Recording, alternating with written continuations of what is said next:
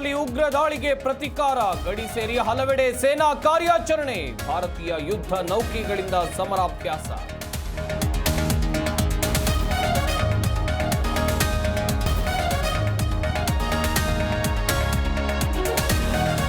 ಪಹಲ್ಗಾಮ್ ಪ್ರವಾಸಿಗರ ಹತ್ಯಾಕಾಂಡ ಕೇಸ್, ಕಾಶ್ಮೀರದಲ್ಲಿ 8 ಉಗ್ರರ ಮನೆಗಳು ಧ್ವಂಸ, ಜಮ್ಮುವಿನಲ್ಲಿ ಹೆಚ್ಚಿದ ಬಿಗಿ ಭದ್ರತೆ.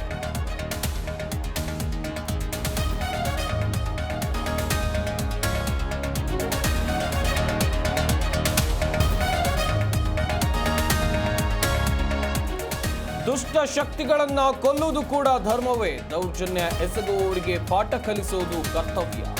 ಆರ್ಎಸ್ಎಸ್ ಮುಖ್ಯಸ್ಥ ಮೋಹನ್ ಭಾಗವತ್ ಹೇಳಿಕೆ.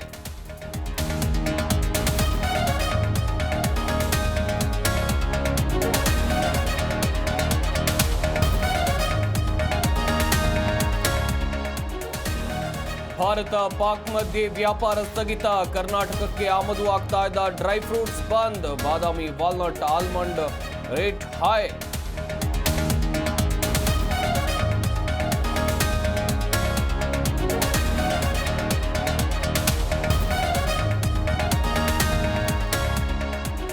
ಕೆಕೆಆರ್ ವಿರುದ್ಧ ಪಂಜಾಬ್ ಪಂದ್ಯಕ್ಕೆ ಮಳೆ ಅಡ್ಡಿ, ಪಂದ್ಯ ರದ್ದು, ಕೋಲ್ಕತಾ ಪ್ಲೇ ಆಫ್ ಹಾದಿ ದುರ್ಗಮ.